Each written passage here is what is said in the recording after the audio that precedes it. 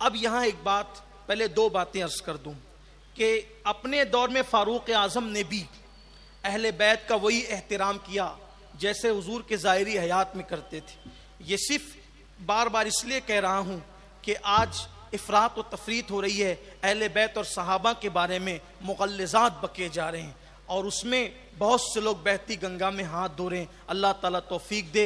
मरना है, मरते वक्त ज़बान पे कलमा भी आना चाहिए।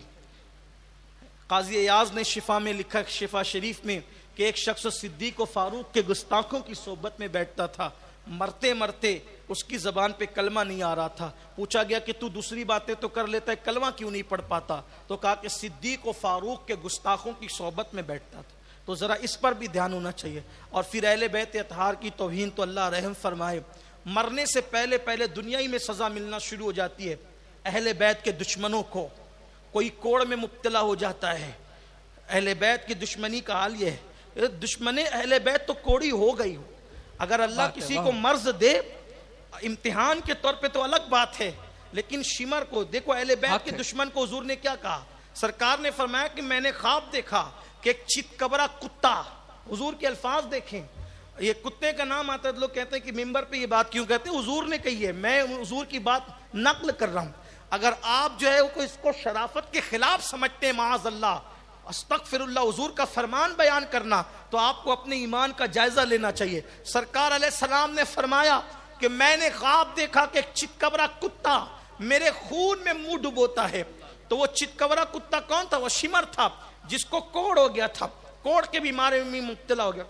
तो अहले बैत का दुश्मन कोड़ी होता है, कोड़ी, चाहे वो जिस्म के कोड़ में मुब्तला हो, चाहे वो दिल के कोड़ में मुब्तला हो, लेकिन उसको कोड़ जरूर होता है।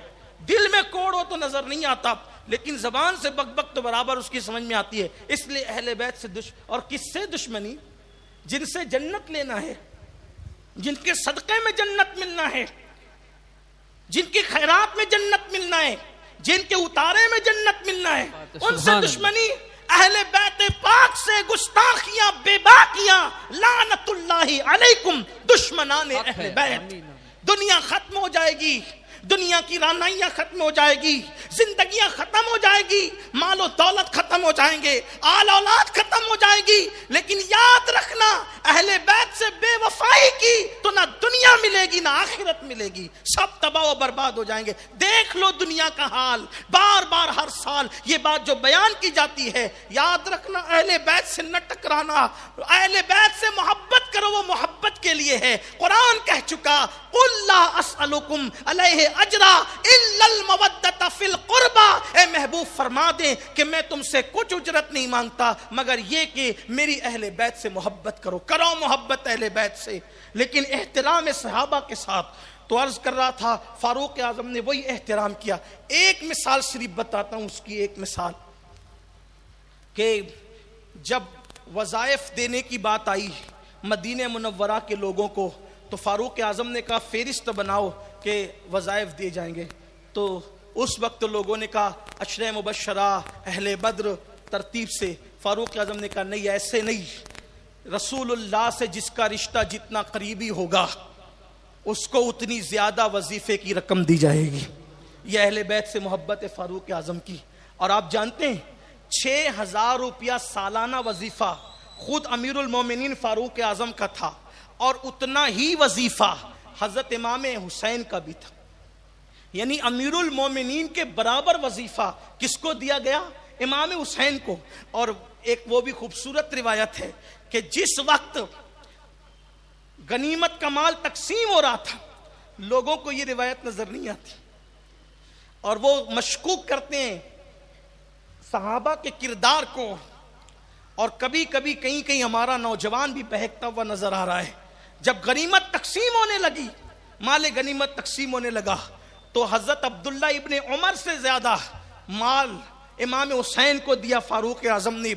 तो इब्ने उमर ने कहा कि बाबा, मैं हुसैन से उम्र में ज्यादा हूं, और जब हुसैन खेलने की उम्र में थे उस वक्त मैं भी जिहाद में जाता था, और मुझे उससे कम जो है वो वजीफा, और मुझे उससे कम माल दिया गया, गनीमत का माल कम दिया गया। तो फारूक आजम ने क्या कहा बताए?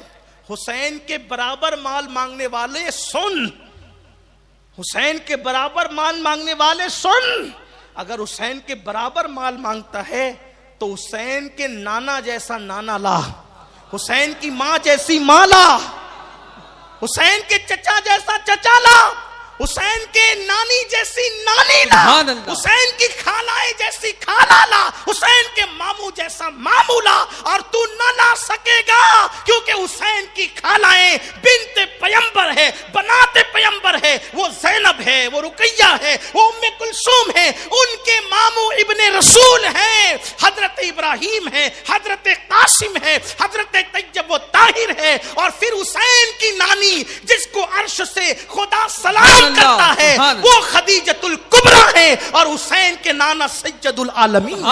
सुभान अल्लाह, हक है, ऐसा खानदान ला तब ये बात कर, और कोई ना ला सकेगा।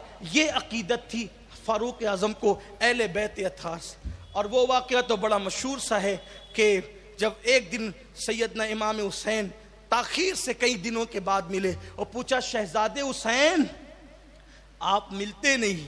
कहा आए थे लेकिन आप मसरूफ थे किसी मीटिंग में। ये मीटिंग चूंकि हम अपनी जबान में कहते हैं ना समझाने के लिए, वरना आप कहेंगे कि फारूक आजम इंग्लिश कब से कहने लगे, माहज़ल्लाह। ये भी बात होती है, हाँ, मगर ये समझाने के लिए बात होती है ना। अगर आप पॉइंट नोट करने के लिए आए तो फिर नोट करते ना, आपको यही सब मिलना है। जो नियत लेकर आता है, जो आता है इमाम हुसैन की अकीदत में, उसको तो मिलना है खैरात बीबी ज़हरा की चौखट से। और जिसने बैठ करके फिर यही सब करना है तो करता रहे, यही सब करना है। तो आप मीटिंग में थे, इस वजह से मैं चला गया। और मैं इसलिए भी गया कि आपका बेटा मुंतजिर था। जब बेटे को मिलने नहीं दिया गया, मैंने सोचा बेटे को मिलने नहीं दिया गया तो मुझे क्या मिलने दिया जाएगा। तो फारूक आजम ने अपना मामा उतारा, और मामा उतार के कहा, हुसैन वो और है, तू और है, ये हमारे सरों में जो बाल उगे हैं वो भी तेरे और तेरे नाना के सदके में उगे। सुभान अल्लाह, ये जो इज्जतें मिली है वो सुभान आपके अल्लाह, सदके में मिली। ये है फारूक आजम, सुभान अल्लाह, सुभान ये अकीदत है, ये मोहब्बतें हैं।